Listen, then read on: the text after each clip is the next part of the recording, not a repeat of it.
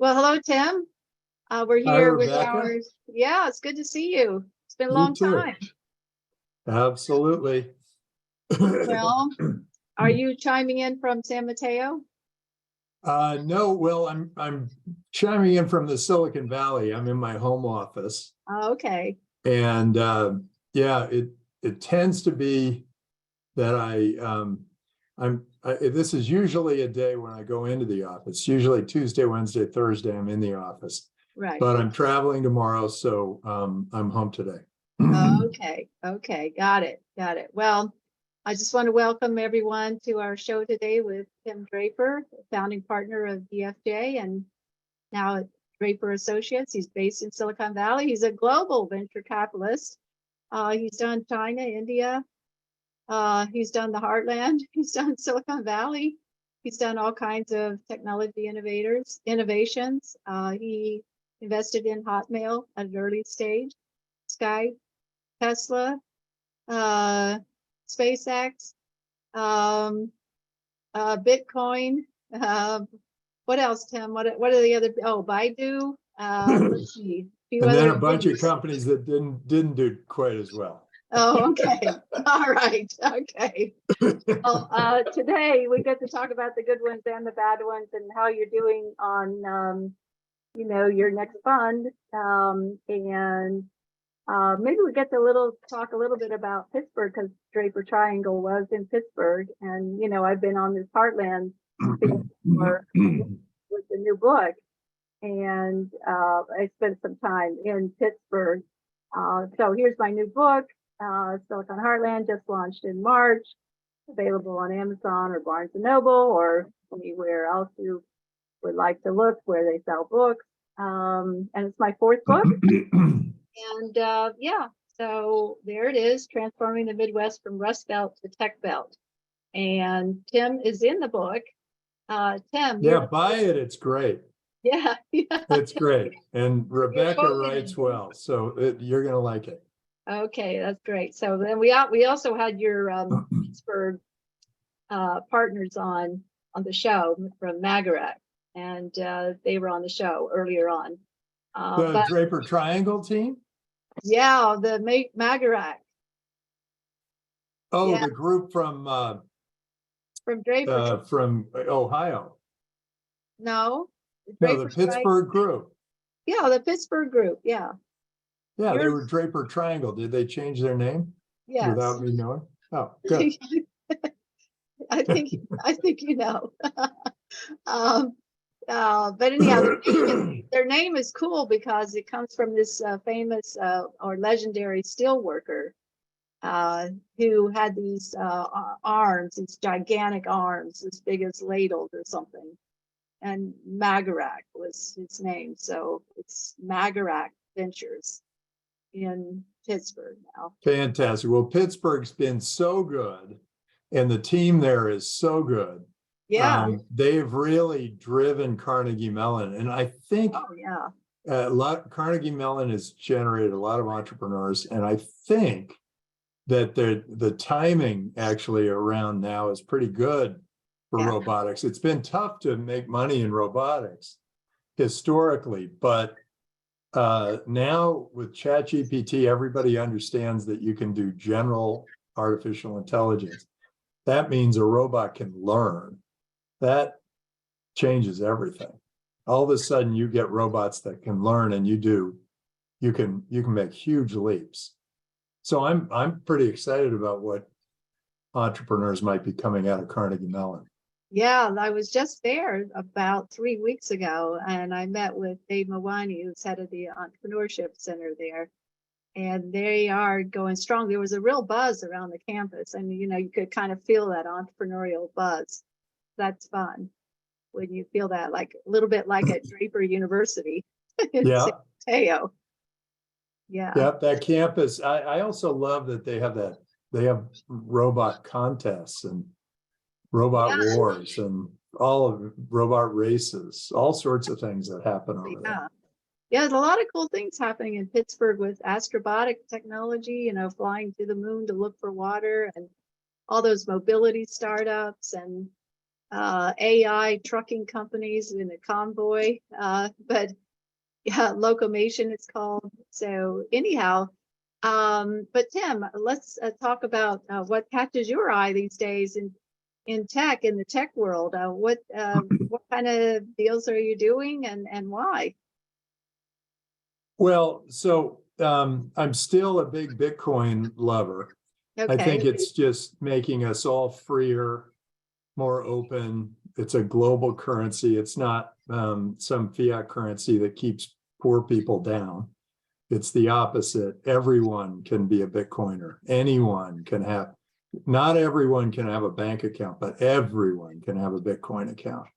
It's going to change everything, and it's just a matter of time. And the weak leaders are the ones who are trying to stomp it or keep it down or whatever. And the strong leaders are the ones who trust people and set them free, and great things happen. Yeah. So that's one. Another one. Are you hanging on to all your holdings in Bitcoin or not? Oh yeah. Oh, absolutely. And adding to it? We also get more because I take Bitcoin for rent at Hero City. I take Bitcoin for tuition at Draper University. We take advertising. We take Bitcoin for advertising at Meet the Drapers. Now we got 40 million viewers of Meet the Drapers. And so, yes, I am increasing my stake in Bitcoin as we speak. And then the second thing, I think there are about 5 basic themes. The second one is ChatGPT and how it's changing everything. Everything from lawyers' jobs are going to be different, accounting jobs will be different, teaching jobs will be different, professors, software designers are going to have different jobs, researchers are going to have different jobs, all because of ChatGPT. It's almost like we were all monks copying the Bible over and over and over, and all of a sudden somebody invented the printing press, and boom, we've got ChatGPT, whole new thing. And then in medicine, there's digitization of diagnostics, and that is usually tied to big data and machine learning. That's all about, your medical records and what you had for breakfast and what your Fitbit says and what airplane you sat on and what your blood test results were and your genetic history and all that stuff. All that data is going to make for really good diagnostics. And then on therapeutics, that's all being digitized. So you're getting companies starting that are doing computational biochemistry, where you see that there's a disease and then you test a bunch of drugs against that disease, and you come out with something. Well, those two trends are coming together into personalized medicine. So I think there's something there. Well, you're making me think. I'm kind of looking for a Steve Jobs moment in the Bitcoin space. It's still too hard for people to set up. I mean, engineers have no problem. They don't even think this way, but it's still too hard for people to set up an account and store their Bitcoin, use their Bitcoin, pay for things with their Bitcoin, accept Bitcoin. Those are coming, and also you want to be able to store NFTs, you want to be able to store smart contracts, all that stuff. Okay, so those are two of the That's taking themes. a while, though, Tim. Why is that taking so long? I mean, this has been around for a while now. Why is it taking so long? Well, people went off on that centralized token thing, and I think it was a mistake. We avoided it. So we turned down FTX twice. We turned down BlockFi. We turned down all those centralized tokens. Decentralized currency like Bitcoin, where you have to mine for it, is a better way to go. It just is. It's. I mean, if you want centralized currencies, you've already got them. You got, the dollar and the Argentinian peso and the Nigerian naira.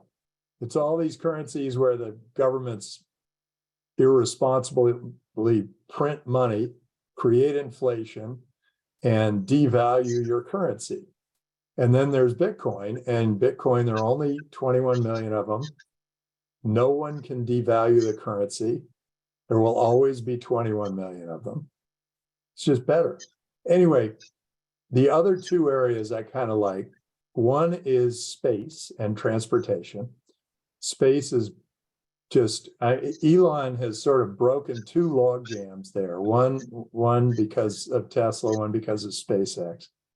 But we've seen so many really interesting vehicles and so many really interesting technologies to explore and innovate in space. And everything from jetpacks to electric vertical takeoff and landing vehicles on the transportation side, electric boats, whatever. And in space, we're seeing replacements for the space station. We're seeing companies that are mining asteroids. We're seeing companies that are mining the moon for water. And all these companies that are sort of going, oh, if we're going to Mars, how are we going to live there? And so 3D printed houses, robotic miners, all sorts of interesting things that don't require humans to build. So you got healthcare, you got Bitcoin, you've got ChatGPT, the AI, and you got space and transportation. I'd say then the fifth one is other. Other is where we make all our money. And it's, we have no idea where it's going to come from, but some entrepreneur is going to come to us and say, hey, we can teleport people, or hey, we can feed you with a food drop, or we can, whatever it is. Anyway, the other category is really where the great innovations are happening. And we're keeping our eyes open for those. And I guess we see those other companies more than others do, because our job really is to find needles in the haystack. Right. We look for companies through Draper startup houses around the world, through students that go through Draper University, entrepreneurs, they refer to us through Meet the Drapers. Now it's pretty interesting. It's like 1 in 30 people get into Draper University now. It's hard to get into. And now it's like 4 out of 1,500 that get on the show, Meet the Drapers. And those were, 10 years ago, they were just a twinkle in my eye. And now it's a big deal. Now both of them are huge. I mean, we're an incredibly popular show in India. In Brazil, it's been translated. We've had some amazing guest judges, from Joe Montana, 4-time Super Bowl champion, to Rosie Rios, who was the treasurer of the U.S., to beauty queen from Sri Lanka, to Sri Ravi Shankar, the biggest guru in the world. He has 500 million followers. We've had some really amazing guest judges. Well, I really hope someday that my show, Ask a VC, can really and get to a fraction of what the Draper show is. You just get started, you keep going, you get a following, and we didn't think it was going to take off like this, but it sure did. Yeah, well, that's good. We've had 55 VCs on the show from around the world, including from China during COVID. So, oh boy. Yeah. A lot of VC wisdom there, I'm sure. Oh, well, there is. So, Tim, you said you've had a lot of startup successes. You've also had some startup hits or misses, I guess. Misses. So I guess everybody must be wondering about Theranos, your view on Theranos at this moment. Oh, yeah. Boy, what a blow. That's a blow for entrepreneurs everywhere, for female entrepreneurs. You know, it's tough. If you build a business, nice sized business, and it grows, don't ruffle too many feathers, everything's fine. But if you build a business that's going to completely transform an industry and take down an oligopoly or a monopoly that has really been living very high off the hog and providing bad service at a high cost, you are going to be under attack. And I think that's what happened. I think she got attacked and she got scared and she surrounded herself with lawyers and wasted a lot of money on lawyers. And now she got led right down the primrose path. I think she never spoke out in the press. She never responded. I mean, she had the tiger by the tail. She had 2 FDA approved tests and more to come. And somehow she got scared. And boy, fear is the mind killer and it's the life killer. So yeah, I'm always supporting the entrepreneur through thick and thin. It's what I do. Yeah. I believe in the entrepreneur. I believe in what they do. I believe in them pushing the edge, and particularly those ones who are going after oligopoly that provides bad service at a high cost. I mean, big pharma, anything big, bulge bracket banks, big insurance, the big 3 accountants, they're all providing bad service at a high cost. And I'm looking for those little entrepreneurs that are going to challenge those big monopolists. Well, good for you. What do you make of the Silicon Valley Bank situation? You know, it's pretty interesting. It's another situation where you've got an oligopoly in banks. Banks, if you tried to start a bank today, I mean, God, I don't know how much it would cost you, but a lot in regulation. And what happens over time is an industry takes off and it's very exciting and it helps everybody, and banking did that.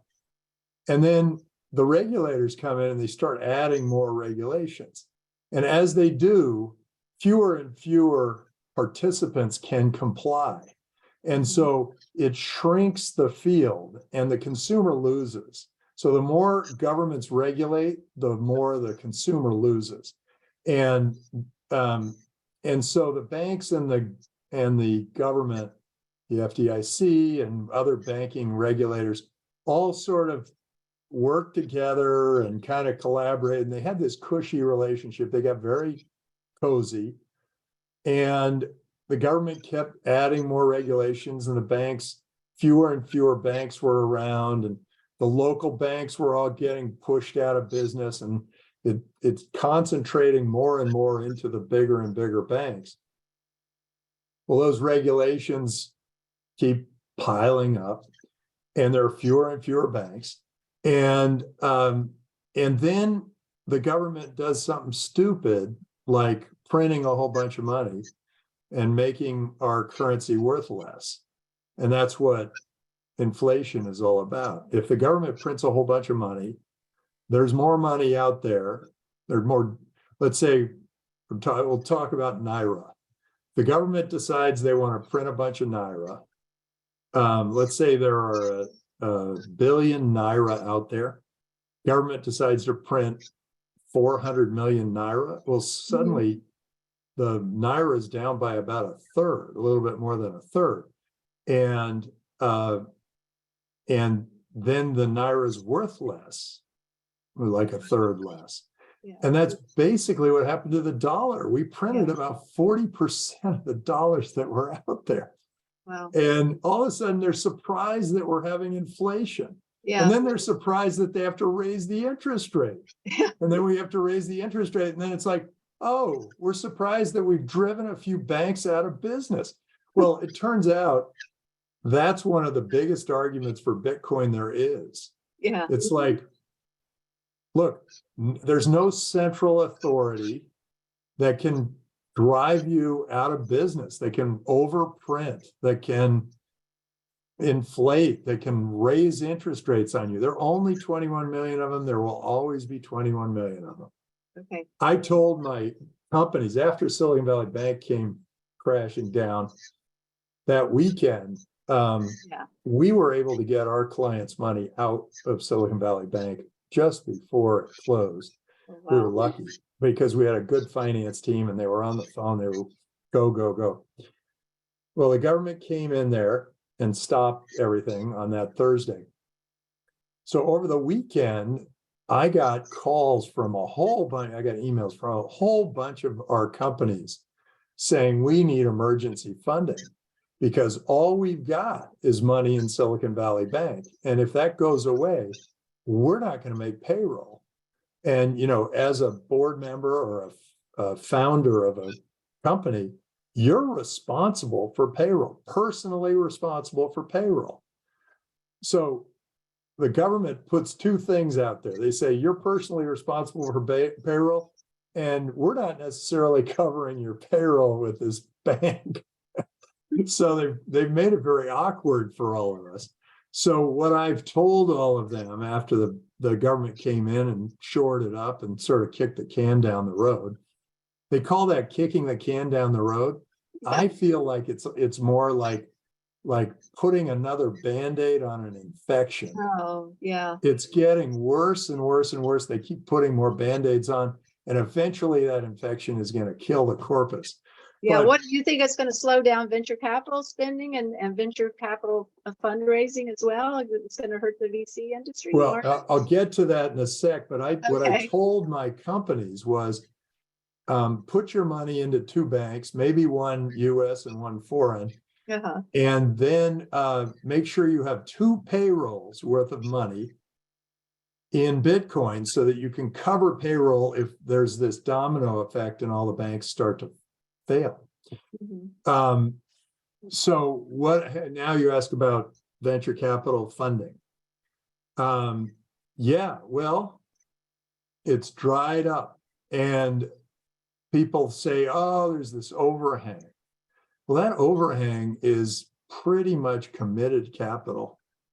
I would not count on a lot of venture capital coming out in the next 2 years for startups and for new companies. And I think entrepreneurs have to reset their sights. They've got to really get their money from customers because it's not going to be coming from venture capitalists. So it's your very own... difficult. And when we're fundraising it during a bear market, we know it is much harder. Right. So how's that going? You're fundraising, We can't tell you anything about that. There's yet another regulation that says we can't tell you anything. Okay. Oh, I just thought I'd sneak that question in. Okay. Let me get some questions here from our audience. They've been patiently waiting. Okay. Al Kalman. All right. Hal? You know Hal, probably. I love Hal. What did he say? He wants to know, what factors do you look for when deciding to shut down a new venture in a new industry? So if it's a new venture in a new industry, I try to keep it alive because I think it has a shot. If it's an old venture in an older industry, I think that it's more likely I'll want to fund a new venture in a new industry because they're dealing with older technologies. So if you're starting a company now, you have technology. Let's say you're competing with somebody who started a business 10 or 15 years ago. You're competing with technology that is 1,000 times worse than what you've got when you're getting started. Because if Moore's law doubles the compute power every 18 months, you go 15 years, you've got 1,000 times better technology now than you did back then. So why not start a new business? So if you're in an existing business, this is a really good time to start thinking about replanning, rethinking what it is you operate with, and try to keep those customers, but at the same time, start to innovate. Right, because you're not going to be getting that venture capital funding so easily this time around. Yeah, and I think, Hal, you also said don't throw good money after bad in a C or D round. I am with you 100%. The one thing you might want to do is, if you've got a profitable company and it's dropped down and the business is still cranking along, then you might get a bargain. But if you have an unprofitable business and you had a very high priced round C or D 2 years ago, and now they're coming back for money, that you're in danger territory there. Okay. Good answer. All right, David Brown has a question. This is very specific to an industry. Okay, he's leading a venture that's seeking to disrupt the automotive seatbelt with a materially safer seatbelt with smart sensors and integration into the emergency response ecosystem. Sounds good. The forces to sustain the status quo are laudable. Yeah, that was the one thing I was thinking. First, I was thinking, yeah, that's a cool idea. Seatbelts should be changed. I mean, that's a big deal. And the second thing I thought was, regulators are a pain in the neck. And when you try to innovate in something that's safety related, they just get in your hair. And then they ask you so many questions, and then they start regulating you. I would be, the best way to probably do that is to use the innovation and see if you can design it into automotive, and go direct, go to Elon, go to Chrysler, Ford, GM, Toyota, whatever. Okay. I think that's the best way to go. You will, people don't like change, but the seatbelt needs to be reinvented. So yeah, good. So he's looking for investors who can fight these Detroit forces of stasis. Okay, good. All right, here's an anonymous attendee with kind of a very open-ended question. How can a smart investor or small investor participate with Draper Ventures startup? How do they get into your work? They need a law change. In 1933 and 1940, they were going through the recession, and they put in all these regulations. That was 80 years ago. They put in these regulations that keep people down, in my opinion. Okay. I think that we need to rethink those regulations. They've somehow decided that all crypto is securities, and the SEC is regulating by enforcement. It makes no sense. The whole thing is making no sense, and all it's doing is keeping impoverished people poor. And the only ones who can invest in private companies and real estate and private equity and venture capital and entrepreneurship and all of these really interesting, innovative, high risk, high reward industries, the only ones who can do it are they have to either be millionaires or they have to be geniuses, whatever. I think there are two things that need to happen. One is they got to get rid of that rule. And the other is that they should teach finance to third graders, fourth graders, fifth graders. They should their finance is not complicated. It's the math is not hard, and the thinking is not hard. And so we really need major changes there. And I've tried a lot in education to try to change the system because it's dominated by teachers union bosses who like the status quo. They just want more teachers, and so they pay more dues or whatever, and they control California. I don't know if they control every state. They control California, and they are not innovating. And I believe that the parent should choose the school that's right for their kid, and the money should follow the kid, and the bad school should go out of business and the good school should thrive.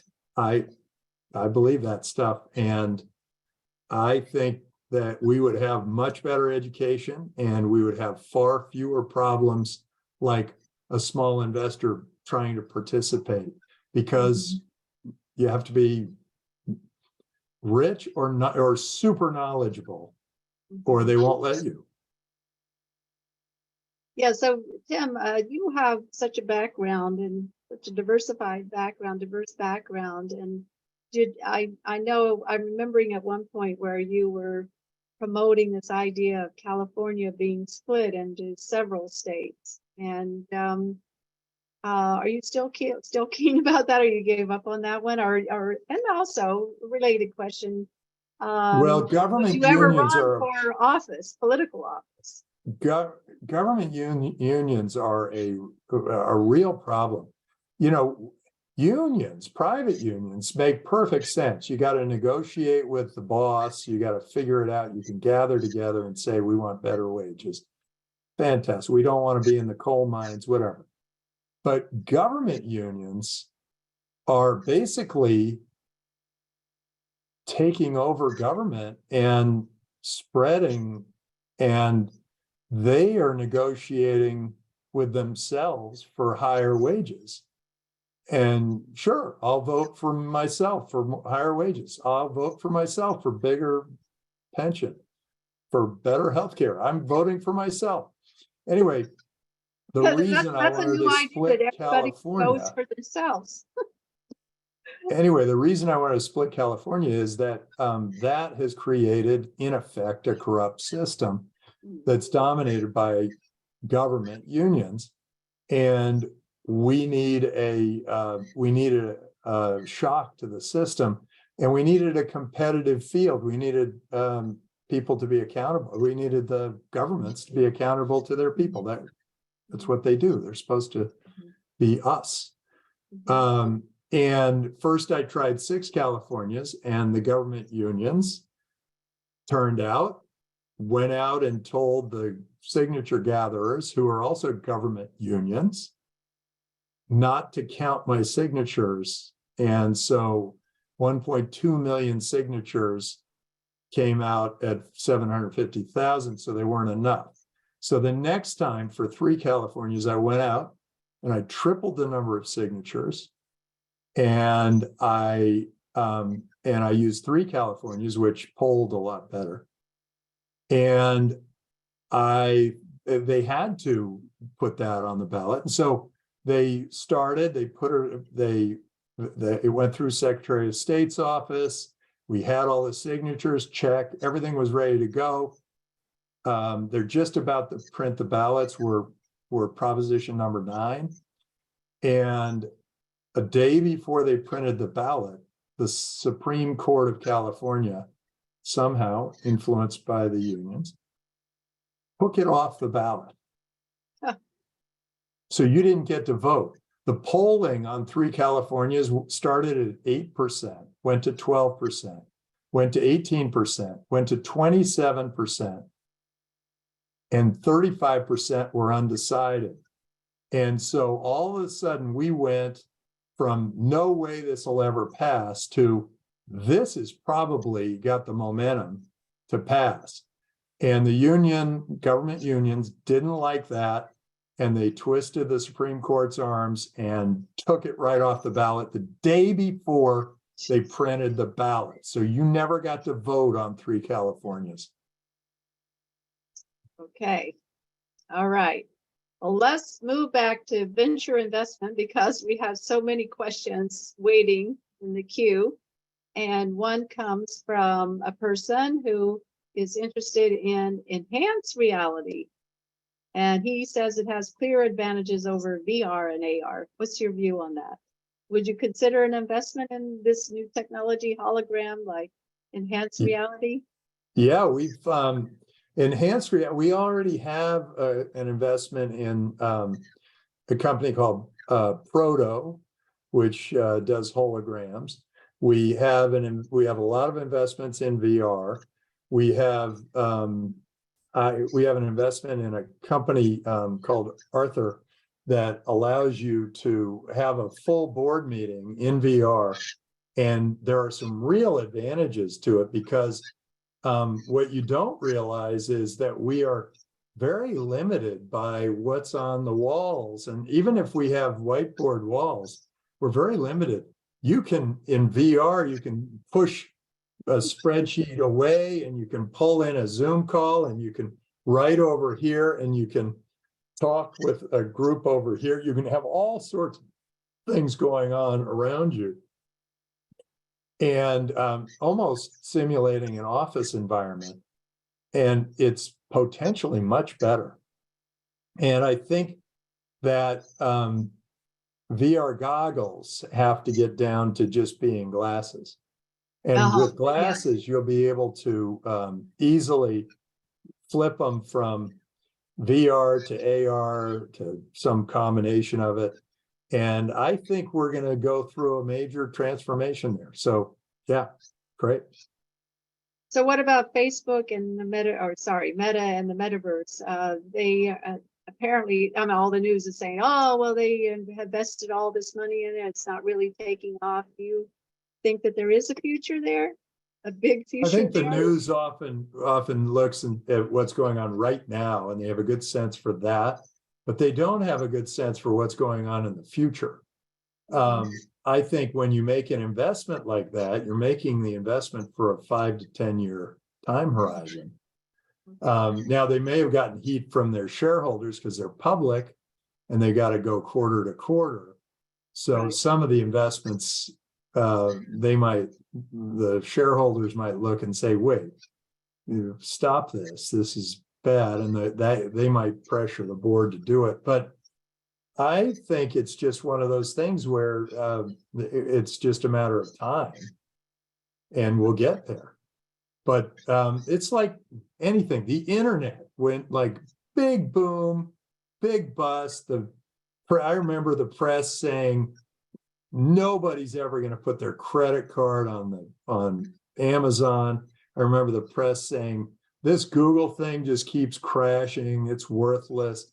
I remember the press saying that oh God, there were so many of these like anti-internet, the dot bombs, the whole thing. And then slowly but surely, these things became really big, so much bigger than anybody imagined back at the peak of the bubble. The peak of the bubble was like here. And it went to here. It went hundreds of times greater than the imaginations of people at the peak of the bubble. And so the same thing happened with Bitcoin. It was like a bubble, came up, came down, and now slowly but surely it's going way back up. It's going to be so much bigger than anybody ever imagined. And I think the same thing's going to happen with VR and AR and XR and every R. IRL. Okay.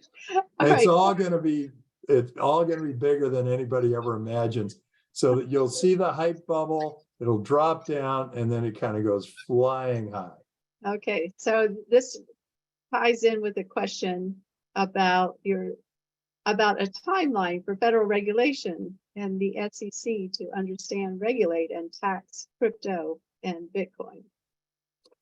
You hit on tax, which really is something that if they had any brains in their head, they would immediately just look at Bitcoin and say, well, look, if you run a business all in Bitcoin, we can tax you automatically in Bitcoin. And we don't need accountants. We don't need auditors. We don't need anything. We can tax you. It's done automatically on the blockchain, perfectly honest. And but instead they're afraid of it. And they're going, oh no, we have to go back to the mighty dollar, which is, by the way, weakening. It's very difficult to continue to cheer for the mighty dollar, watching as the rest of the world is saying, yeah, not so sure. And all of the young people in the world are saying, hey, forget the dollar. We want Bitcoin. We want crypto. We don't want any centralized currency. Yeah. And so as a result, people that declare that they're in power feel that they're losing their power by not controlling these currencies. And I think they're making a huge mistake. I think you can, the great leaders are the ones that trust people and they set them free and their economies grow at 8-10%. And the weak leaders are the ones who try to control everybody and regulate and penalize and make people's lives miserable. And we seem to have some combination of great and weak leaders in America. Yeah, the weak leaders are trying to put their thumb down on crypto and Bitcoin, but the strong leaders are saying, whoa, a lot of innovation happening here. We need it. It's our golden goose. And then when China has a weak leader, China definitely is a weak leader, and he's trying to control everybody. And when he said Bitcoin was illegal in China, which he has said 13 times, which means the Chinese people aren't putting up with it, Japan immediately made Bitcoin a national currency. So I feel like it's going to be like whack-a-mole trying to stop this incredible technology. It's just better currency. It's better. And a government that embraces it is going to be so much better off. This is one of those defining moments. It's like when Lee Kuan Yew took over Singapore, or when South Korea became a free country. They grew like crazy. It was a defining moment for both of them. For 70 years, they've grown at extraordinary rates. And so I think the countries like El Salvador and Central African Republic and Switzerland and Japan and Gibraltar and Malta are going to thrive. And the countries who are trying to put a block on these new currencies are going to lose. It's going to be like they'll go flatline. They'll lose. And it's not just that you lose because you've lost all that technology. You lose the spirit of entrepreneurship. You lose all the innovation that happens when people use a new technology. So it's got to. Hopefully, we'll get a turnover in government. I don't care what party it is. We just have to turn it over. Okay, there's another question here, Tim, on global VC. And what are you optimistic about Singapore, Indonesia, Vietnam, Southeast Asia in effect? What's your view? VC. I think it all depends on. It's weird. Now that I've met all the leaders in the world, or many of them, I find that leadership has a big role to play. If the leader is someone who trusts people and sets them free, the free people will innovate and try things, and they'll grow at extraordinary rates. Their economies will grow way faster than anybody ever imagined. And then the countries where the leader thinks that he's got to tell everybody what to do, they will stagnate, and people will live in fear, and their economies will flatline. You're seeing it happen in China now. See, Right. I mean, Russia, if they didn't have oil, they would be completely out of business. North Korea, Cuba, I mean, those countries, anybody who says they think socialism's a good idea should go visit Cuba. Oh my God, the worst food I've ever had, bad service. The people are delightful, wonderful, warm people, and they are suffering under a very authoritative, socialistic, horrible system. No one can do anything. No one can innovate. No one can sell anything. It's all government run. Yeah. So what about China, Tim? High tech and decoupling, and China US decoupling, high tech. Do you think it's going to continue? I know you're not investing in China anymore, right? No, I pulled out. It was one of my favorite places to go. I love the Chinese entrepreneurs. They were full of spirit and spunk, and they were doing great things. And we did very well there.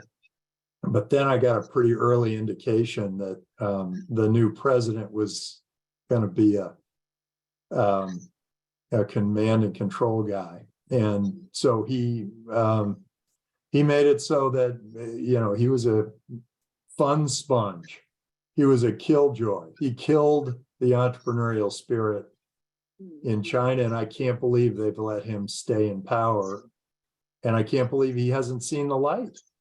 I mean, at some point, you got to say, hey, I think we've been screwing up for a while. Maybe it's time to free the people again. And I don't like barriers between countries. I don't like trade wars. I don't like decoupling. I don't like the idea of a war. I like the idea of the innovation that happens when people are afraid and they build, defense, really cool defense projects, but only for their commercial purposes. Right.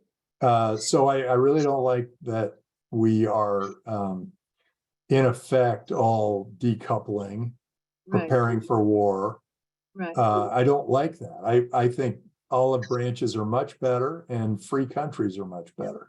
Yeah. So would the Draper affiliate do anything with Hong Kong? The Draper affiliate, would they do anything with what? With Hong Kong. It's a specific question. We are doing a lot with Taiwan. Okay. And we're encouraging the Taiwan government to be more welcoming of Chinese entrepreneurs. Okay. Most of the Chinese entrepreneurs have headed to Singapore. Right. Hong Kong is China now. I mean, I think anybody with a brain got their money out of Hong Kong. I think you don't want to be stuck in China or in Hong Kong as China is like coming in with a militia. And, I mean, the poor Hong Kong people with their umbrellas trying to not be seen, but they're out there protesting. Yeah. That's a tough road. Yeah. Okay. There's one last question. I know you have to go. It's a very specific related question, so we'll just try to get an answer quickly from you. He's in a company he's thinking about investing his time and money into a company that's focused on creating SaaS solutions for the huge nonprofit sector, which for the most part is using old technology. Any advice? At first I thought those were separate entities, for-profits and nonprofits. Now I think it's just a construct. I remember my dad, he created the first venture for philanthropy group in Draper Richards Kaplan Foundation. And they were looking at a company that was going to be a bank. And they were going to do all this micro lending. It was called Kiva. And they were going to do all this micro lending. And the regulators made it very clear that they could never afford to do micro lending with bank regulations. And this is why banks will only take your it's not worth it to open a bank account for $1,000. Banks lose money on that because regulations are so intense. So the clever entrepreneurs said, well, what if we're a nonprofit? And they said, well, as a nonprofit, you can do anything. And so as a nonprofit, they didn't have to be regulated as a bank. And they went out and they did micro lending. They became a huge success, hundreds of millions in loans, and have helped people all around the world to get themselves out of poverty. It has been an enormous success. But I start thinking when people try to segment nonprofits from for-profits, both have to make money, both have to find products that work for them, both have to innovate, both have to provide a service that people want. And so if you're just targeting the nonprofit sector, it's sort of like you want to play for the B team. I think you want to think about it as, hey, this product's so good, every company, every corporation, nonprofit or for-profit, going to want to use this. And there have been a lot of SaaS companies going after nonprofits, so that part's not really inventive, but eventually you'll come up with something. So keep at it. Okay, that's really good advice, Tim. We really appreciate your wisdom and your risk-taking nature, your Mr. Risk Master, right? And we look forward to your next book, maybe. And yeah, yeah, well, and we'll see how it goes. We'll see how it goes. It's still, I can only write it when I'm on, transcontinental flights. Oh, And that's when I get it done. Okay, when's the next one of those? Tomorrow. Oh, tomorrow. Okay, which is why we need to sign off now. And nice to see you. Thanks, Rebecca. Thanks everybody much, who Tim. joined. All right. Yes. Bye-bye. Thank you. Send me a All link. right. We'll see you Bye-bye. next time. Take care now. Bye-bye.